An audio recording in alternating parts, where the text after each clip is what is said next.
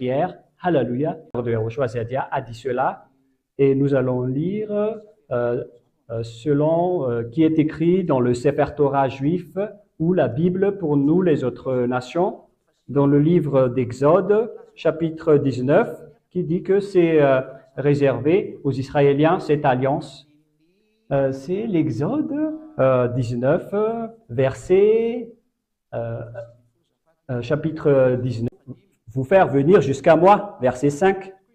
Maintenant, si vous m'obéissez et si vous restez fidèles à mon alliance, vous serez pour moi un peuple précieux parmi tous les peuples, bien que toute la terre m'appartienne.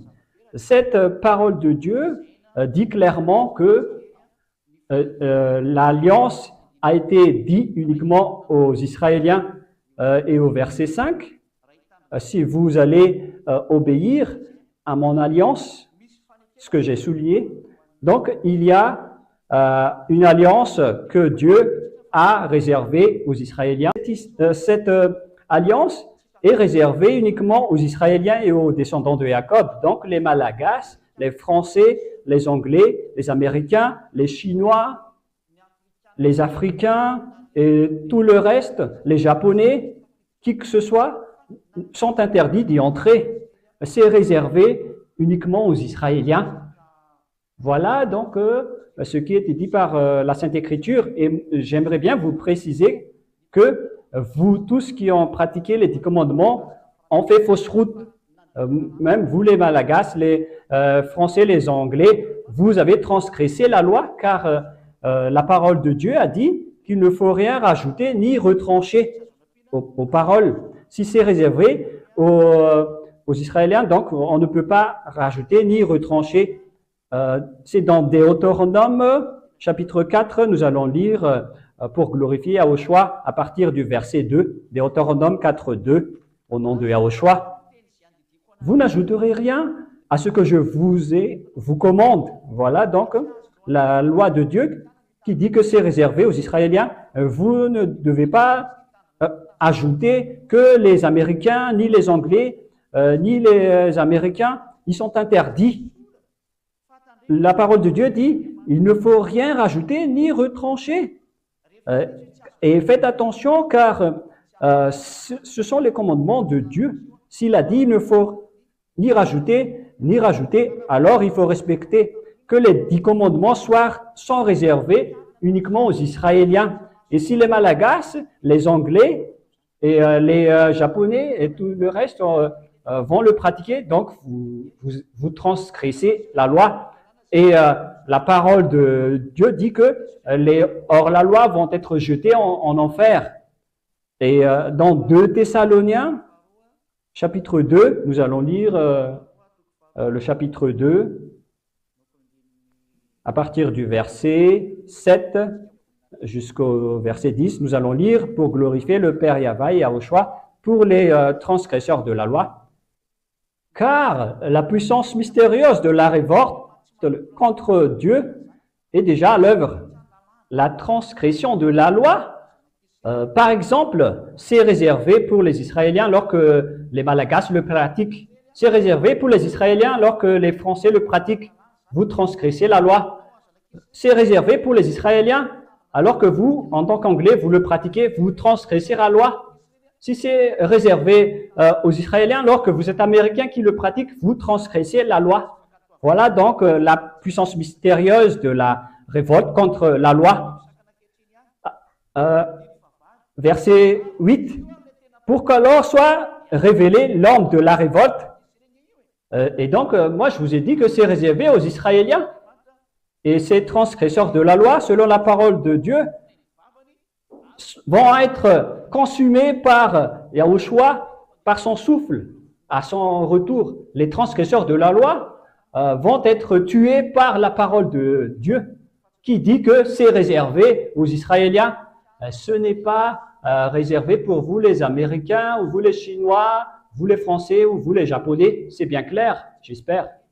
Et la venue de cet homme, de ces transgresseurs de loi, se fera grâce à la puissance de Satan, avec toutes sortes d'actes extraordinaires, de toutes signes d'impressionnants et de prodiges trompeurs.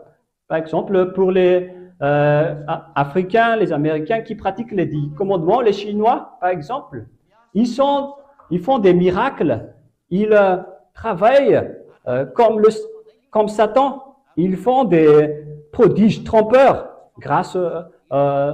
et ils trompent les gens. Tous ceux qui marchent dans le chemin des 10 commandements, pour ceux qui vont être perdus, parce qu'ils sont restés fermés à l'amour de la vérité qui les aurait sauvés. C'est pour ça, je vous ai dit, regardez bien la vérité, ne marchez pas dans le mauvais chemin, revenez dans la parole de Dieu qui dit que ce n'est pas réservé, ce n'est pas pour les autres nations, les Malagasy, les Africains, les Anglais. Les 10 commandements ne sont pas réservés pour vous, c'est actuellement aux Israéliens. Et donc, nous allons confirmer la parole des dieux. Il y a un journaliste qui est avec moi. Vous allez saluer les auditeurs tout à l'heure. Mais nous allons regarder l'autre verset qui dit que ce n'est pas réservé aux autres nations. Dans le livre de Psaume 147, 19-20, nous allons lire le psaume 147, 19-20, nous allons lire pour glorifier le Père Yahweh Yahushua.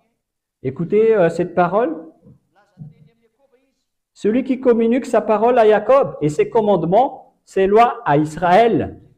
Il n'a agi ainsi pour aucun autre peuple. Aussi, ses lois leur restent inconnues. Donc, bien évidemment, vous voyez le verset qui confirme que les 10 commandements et les lois de Moshe ne sont pas destinés pour les autres nations, mais ils sont réservés uniquement pour les Israéliens. Ce Dieu n'a rien donné aux autres peuples. Alors, la question qui se pose, est-ce que le monde entier pratique les 10 commandements? Oui, le pratique. Est-ce que le monde entier transgresse la loi? Oui. Alors, pourquoi alors où vont alors le monde entier? Car ils pratiquent les 10 commandements. La réponse, ils iront en enfer. Parce que les transgresseurs de la loi, selon le livre de Thessaloniens tout à l'heure, ils vont être consumés par Dieu. Et les malfaiteurs n'iront jamais au ciel des cieux. Nous allons lire le verset qui dit qu'ils n'iront jamais au ciel des cieux. Je donne déjà la réponse dans Corinthiens. Pour ajouter tout à l'heure, 1 Corinthiens 6, versets 9, 10, nous allons lire au nom du Père Yahweh de Yahushua. Ne savez-vous pas que ceux qui pratiquent l'injustice, c'est-à-dire les pécheurs, car toute transgression de la loi est du péché. Ne savez-vous pas que ceux qui pratiquent l'injustice n'auront aucune part au royaume de Dieu, c'est-à-dire les malfaiteurs, les pécheurs ne rentreront pas au ciel des cieux. Ne soyez pas trompés, car les idolâtres, les adultères et les sodomites, voilà, les voleurs, les avares, les calomniteurs et les malhonnêtes n'hériteront pas le royaume de Dieu. Et donc, ne vous soyez pas trompés, vous qui m'entendez, car les malfaiteurs ne rentreront jamais dans le royaume de Dieu, c'est-à-dire les transgresseurs de la loi, car les pécheurs sont les transgresseurs de la loi, car les transgresseurs de la loi sont des malfaiteurs.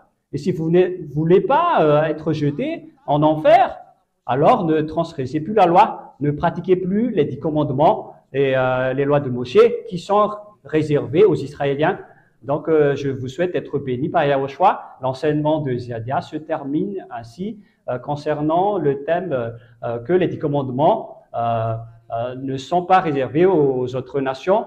Nous allons donner la parole aux journalistes pour changer un peu de stratégie, pour que l'enseignement soit bien assimilé rapidement, pour que les Malagasy et les autres nations ne vont plus dans le mauvais chemin. Alors revenez vers la vérité et nous allons donner la parole à vous, Rouve, si vous pouvez dire bonjour à nos auditeurs. Tout d'abord, je dis bonjour à l'ambassadeur de Yahushua, Ziadiaha, ainsi qu'à tous les auditeurs et aux téléspectateurs de la RTV HFF. C'est très clair, ambassadeur, que pourquoi les 10 commandements sont seulement réservés aux Israéliens. La question qui se pose, la question qui dit dans la Bible, dans Ésaïe 56, pour les autres nations qui pratiquent le sabbat, alors que vous avez dit tout à l'heure que les 10 commandements et la loi de Moshe ne sont pas réservés pour les autres nations. Pour cette parole, la réponse est simple. Il y avait les autres peuples qui étaient déjà avec les Israéliens, et je vais confirmer la loi à ce sujet. Et dans le livre de Deutéronome, qui dit que ça doit être pratiqué uniquement en Israël. C'est dans Deutéronome 6, 1. Voilà ce qui est dit. Voici les commandements, les ordonnances et les lois que Yahva, ton Dieu, m'a chargé de t'enseigner pour que tu les appliques dans le pays où tu vas entrer pour prendre possession. Donc, les 10 commandements et les lois de Moshe seront suivis et pratiqués dans les terres pour être héritage pour les Israéliens, c'est-à-dire dans la terre de Canaan.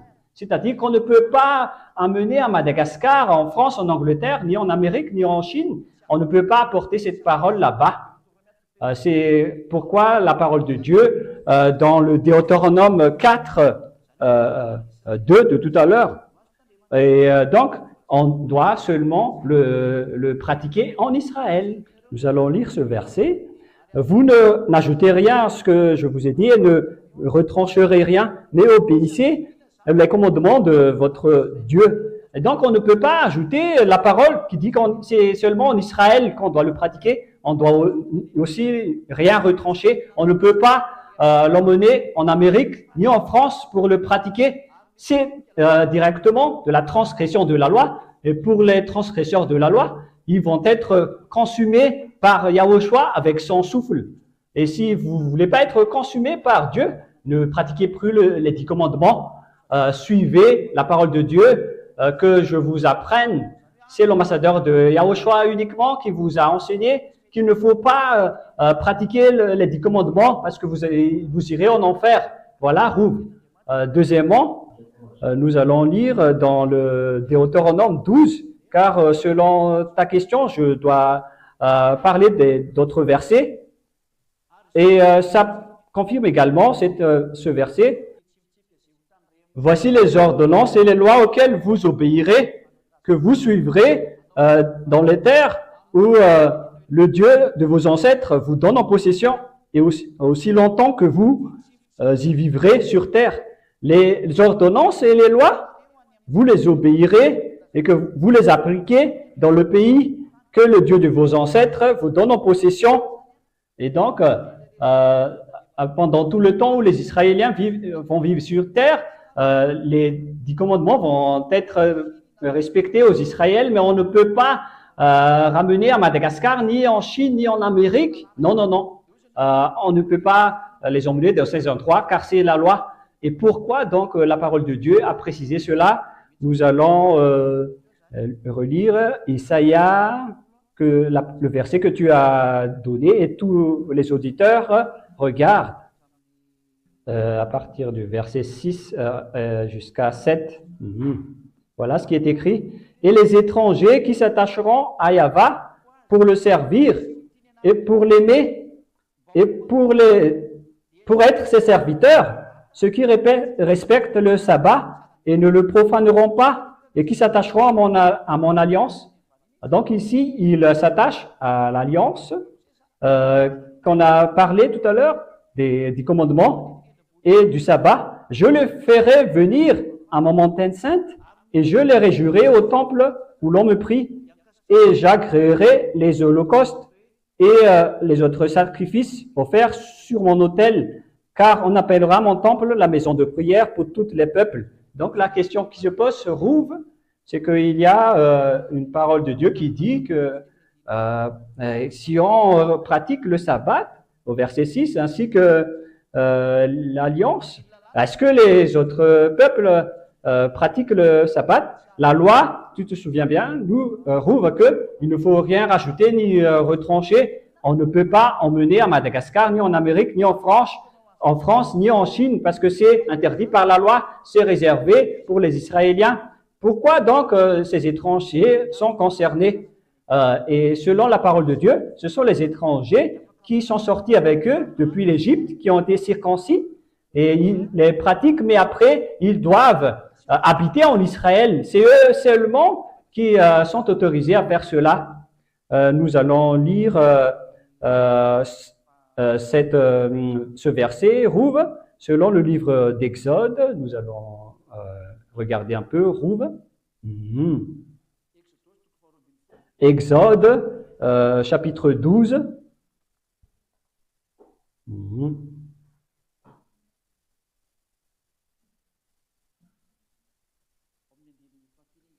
Verset combien déjà? Exode 12. Rouv, nous allons lire à partir du verset que ils ont pratiqué la Pâque à l'époque. C'est le verset 48, nous allons lire Rouv, parce que nous devons l'afficher ici pour que les gens voient bien. Verset combien j'ai dit? Verset 48.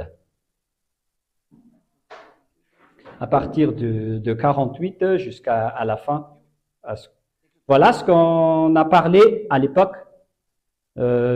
Exode 12, 48 jusqu'à la fin. Et si un étranger en résidence chez toi désire de célébrer la Pâque, parce qu'il s'agit de la Pâque des Israéliens, et donc tous les hommes de sa famille devront d'abord être circoncis.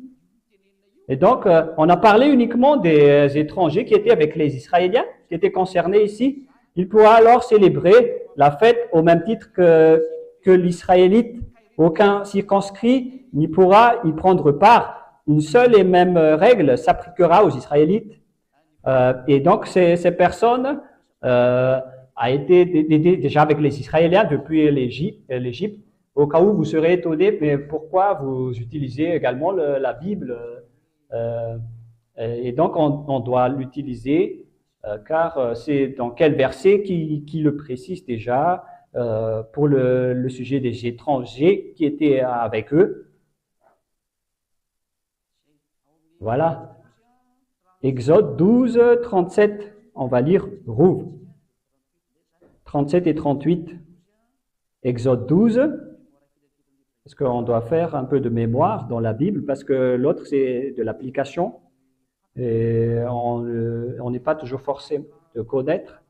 Donc, Exode 12, 37 et 38. Et les Israélites partirent de Ramsès en direction de Sokoto. Ils étaient environ 600 000 hommes de pied, sans compter les femmes et les enfants. Une foule nombreuse et composite se joignit à eux. De plus, il emmenait un cheptel dans un gros et de menu bétail.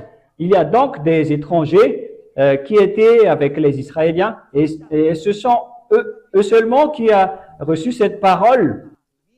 Mais c'est interdit pour les autres nations, les Américains, les Anglais, les Chinois, les Japonais, les Coréens ou les Africains. Ils sont interdits de les pratiquer dans leur terre. C'est seulement en Israël qu'on doit les pratiquer. Voilà la réponse à votre question. Rouv, je ne sais pas si ça répond à votre question. Donc, c'est-à-dire que les étrangers qu'on parle ici, ce sont les étrangers qui habitent en Israël, qui sont sortis avec eux depuis l'Égypte. Voilà. Et la réalité, Rouv, il y a une suite à cette parole, mais les gens ne veulent pas faire cela. C'est la preuve que c'est faux ce qu'ils pratiquent, parce que selon Ésaïe 56, ils devraient apporter des sacrifices à cette époque. Nous allons lire Ésaïe 56 et les étrangers qui s'attacheront à Yahva pour le servir, pour l'aimer, pour être ses serviteurs, qui respecteront le sabbat et qui le sabbat et qui ne le profaneront pas et qui s'attacheront à mon alliance. Je les ferai venir à mon montagne sainte. En Chine, il n'y a pas de montagne sainte, ni en Angleterre, ni à Madagascar. En Afrique, il n'y a pas de montagne sainte. Mais la montagne sainte parlée par la Sainte Écriture ici est en Israël. Voilà la montagne sainte. Ici, ça n'existe pas. Et pourquoi les pratiquants des 10 commandements ne le pratiquent pas? Parce que vous devez aller en Israël et vous devez pratiquer le sabbat. Parce que je vais les faire venir à mon montagne sainte et je les réjouirai au temple où l'on en prie. Pourquoi ils n'ont pas fait ça? C'est-à-dire que ce schéma est faux. C'est de la tromperie parce qu'ils ne l'ont pas fait. Et j'agréerai leur holocauste et leur autre sacrifice offerts sur mon autel. Et où ils vont faire le sacrifice à notre époque? Personne ne fait de sacrifice avec les autres nations. Est-ce qu'ils ont tué des bœufs ou des moutons?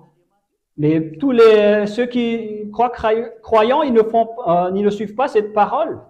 Même cette parole, ils les transgressent. C'est la preuve que les 10 commandements et la loi de Moïse ne sont pas réservés pour les étrangers. Et les étrangers, ici, Rouv, ce sont les étrangers aux Israéliens. Mais les propriétaires, ce sont les Israéliens. C'est réservé à eux seulement, mais pas pour les autres nations. Est-ce que c'est clair, mes explications, Rouv? Ça répond à ta question? C'est bien clair, l'ambassadeur de Yahushua.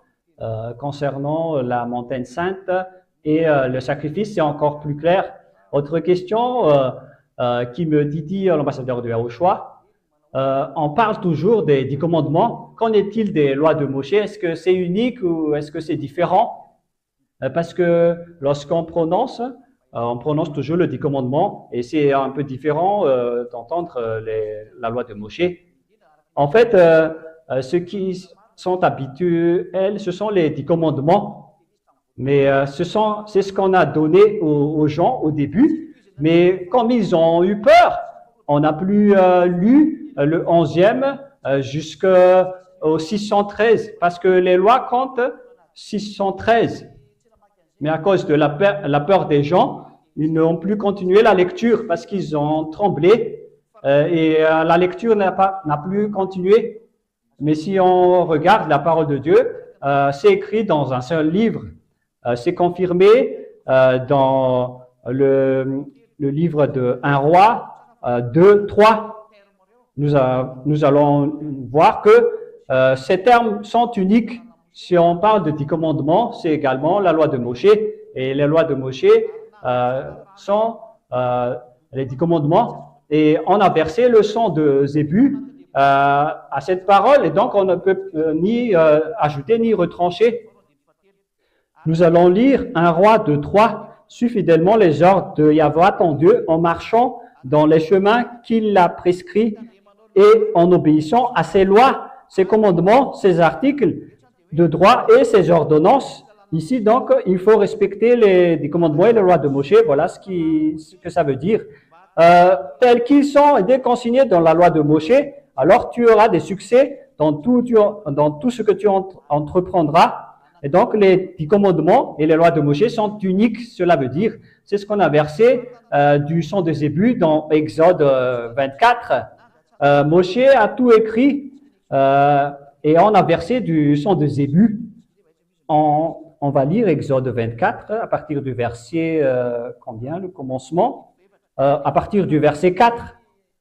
C'est-à-dire lorsque le Père Yahva a raconté les lois à Moshe, Moshe les a tout écrits, et y compris les 10 commandements, la 11e loi, et tout ce qui a été écrit, la 20e, la 30e. Moshe mit par écrit toutes les paroles de Yahva. Le lendemain, de bonne heure, il a bâti un autel au pied de la montagne et dressa 12 stèles pour les 12 tribus d'Israël. Donc ici, il a tout écrit, Moshe, dans ce livre. Et dans ce livre sont écrites toutes les lois de Moshe, y compris les 10 commandements. Ce sont la parole du témoignage ou les 10 commandements. Puis, le lendemain du bonheur, il a bâti un autel au pied de la montagne et dressa 12 stèles. Et Moshe, le lendemain de bonheur, il a bâti un autel au pied de la montagne et dressa 12 stèles pour les 12 tribus d'Israël. Puis chargera les jeunes gens d'Israël pour offrir à Yahva des holocaustes et des taureaux en sacrifice de communion en Yahva. Et il recueillit la moitié du sang versé dans des récipients et répandit l'autre moitié sous l'autel. Puis il a pris le livre de l'Alliance et le lut à haute voix au peuple. Et les gens ont dit, nous ferons tout ce que Yahva a dit. Alors Moshe prit le sang et en aspergea le peuple en disant, c'est le sang de l'Alliance que Yahva a conclu avec vous. Et donc Moshe a aspergé le rat au peuple avec le livre d'Alliance. C'est que Moshe a pris le sang et en aspergeant le peuple en disant, c'est le sang de l'Alliance que Yahva a conclu avec vous. Et en haut, et il a pris le livre de l'Alliance, verset 6, il recueillit la moitié du sang versé dans des récipients et répandit l'autre moitié sur l'autel. Puis il a pris le livre de l'Alliance et le lut à haute voix au peuple. Il a lu le livre des 10 commandements et de la loi de Moshe. Et les gens ont dit, nous ferons tout ce que Yahva a dit. Nous obéirons à toutes ces paroles. Alors Moshe prit le sang et en aspergea le peuple en disant, c'est le sang de l'Alliance que Yahva a conclu avec vous sur la base de toutes ces paroles. Donc, avec cette alliance, alors Yahushua, Moshe a aspergé le sang aux gens pour marquer la conclusion de l'alliance. Voilà la parole et vous faites un accord, une alliance que vous acceptez ce livre, les Israéliens, et que Dieu aussi accepte cet accord. Et donc, c'est ce qui est écrit dans ce livre avec le versement 200. Grâce à cet accord, ce sont les 10 commandements et les lois de Moshe qui ont été écrits dans ce livre. On ne peut pas séparer les 10 commandements des lois de Moshe. On ne peut pas aussi séparer les lois de Moshe des 10 commandements. Et on va prouver dernièrement dans le livre de Rois, chapitre 22. Je vais regarder un peu le verset parce que je m'en souviens pas vraiment. De Rois 22, verset 11 d'abord, on doit bien repérer car c'est dans la Bible qui est plus rapide par rapport à l'application qu'on doit toujours regarder. Lorsque le roi a entendu le contenu du livre de la loi, il déchira ses vêtements. Ici, on parle du livre de la loi, livre de la loi. Qu'est-ce qui est écrit dans 2 Rois 23? Nous allons lire 2 Rois 23, verset un peu plus haut. Verset combien déjà? Nous allons lire à partir du premier verset. Le roi fit convoquer auprès de lui tous les responsables de Juda. Sont convoqués auprès de lui tous les responsables de Juda et de Jérusalem. Puis il monta au temple de Yahva, accompagné de toute la population de Juda et de tous les habitants de Jérusalem, des prêtres, les prophètes et toutes les gens du peuple. Devant tous, il lut tout ce qui était écrit dans le livre de l'Alliance que l'on avait retrouvé dans le temple de Yahva. On parle ici de la livre de l'Alliance qu'on a dit depuis le verset 1, verset 3. Le roi se tenait sur son estrade. Il conclut devant Yahva une alliance par laquelle il s'engagea à être fidèle à Yahva et à obéir à ses commandements, à ses lois et à ses ordonnances de tout son cœur et de tout son être et à respecter toutes les clauses de l'alliance figurant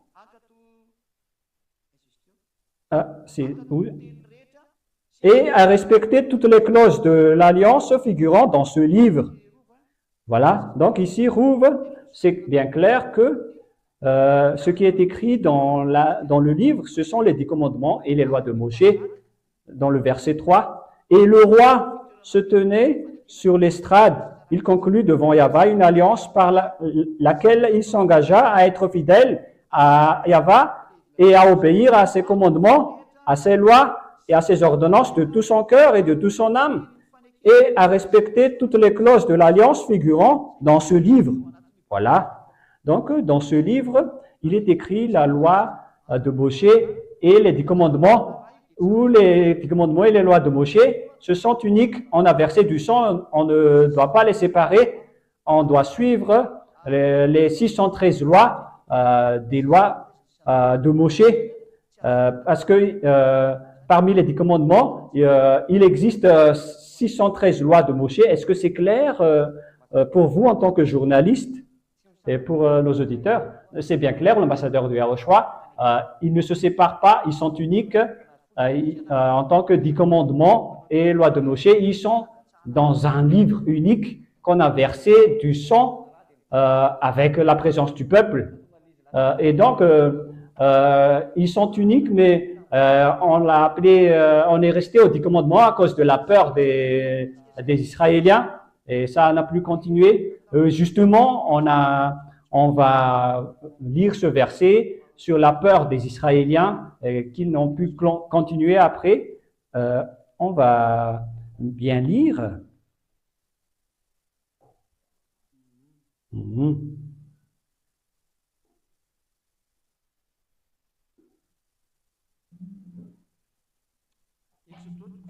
Exode 20, à partir du verset 18, on va lire Exode 20, 18, pour confirmer cette parole, que c'est là que cette parole a été arrêtée, car les peuples ont eu peur et ils n'ont plus continué la parole.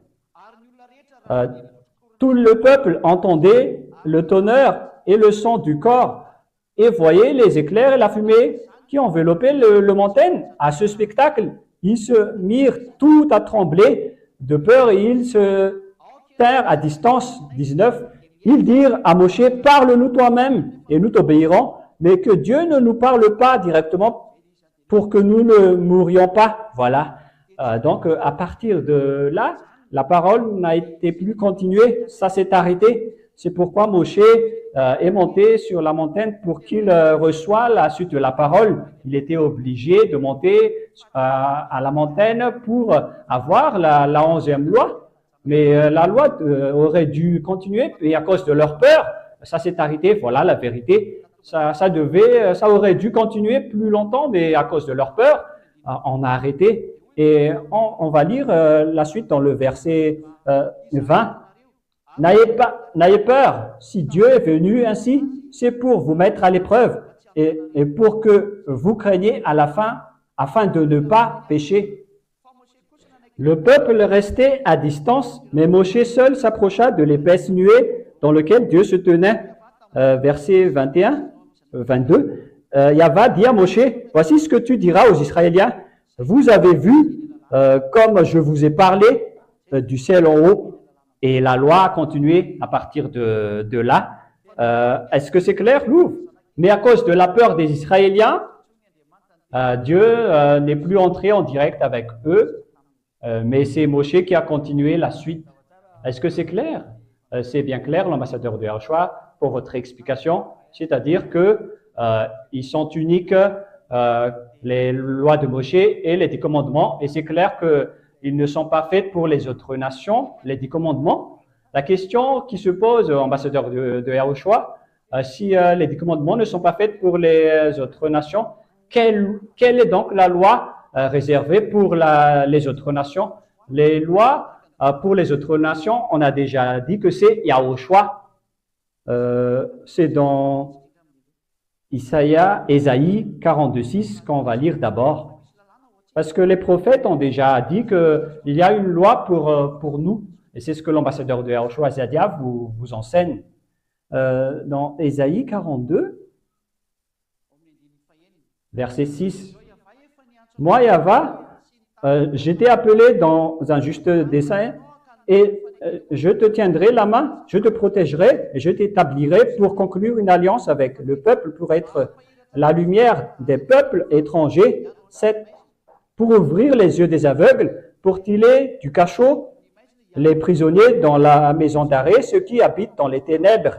Donc ici, il y a un sauveur qui va venir et c'est lui qui va être l'alliance pour les gens et pour être la lumière pour les gentils. Je vais te protéger et je vais t'appeler, moi, Yahva, je t'ai appelé dans la vérité et je tiendrai la main, je te protégerai et je t'établirai pour conclure une alliance avec le peuple, pour la lumière, pour les gentils. Voilà le schéma. La lumière pour les gentils est arrivée et c'est ça ce qu'on explique dans Ésaïe 42, qu'il y a quelqu'un qui va porter cette parole, Ésaïe 42, 1 et 4 après. Voici mon serviteur que je soutiens, celui que j'ai choisi, qui fait toute ma joie. Je lui ai donné mon esprit et il établira le droit pour tous les peuples. Et dans le verset 4, il ne faiblira pas et il ne ploiera pas jusqu'à ce qu'il établisse le droit sur terre. Et c'est dans les îles et les régions côtières mettent leur espoir en sa loi. En fait, c'est la loi de Yahushua qui vous rend non pécheurs. C'est la nouvelle alliance.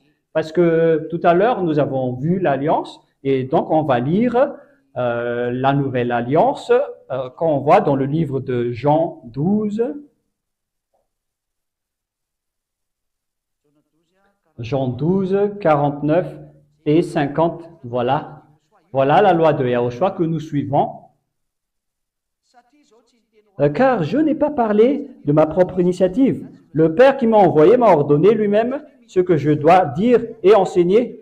Il y a donc un ordre venant du Père que Yahushua doit parler. Or, je le sais bien que ces commandements, c'est la vie éternelle.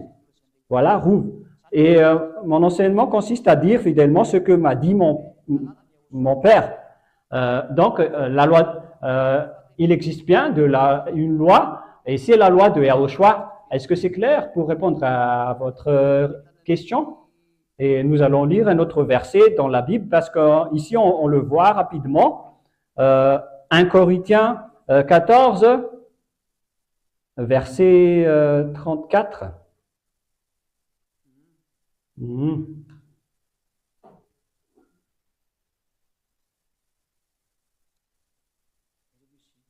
Il est passé où?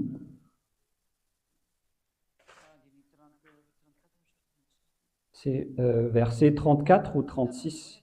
1 Corinthiens 14, 34. Nous allons afficher à l'écran pour faire voir aux gens qu'il existe bien la loi de Yahushua. C'est dans 1 Corinthiens 14, 34. Et vous regardez bien et vous écoutez bien la réponse si ça vous convient.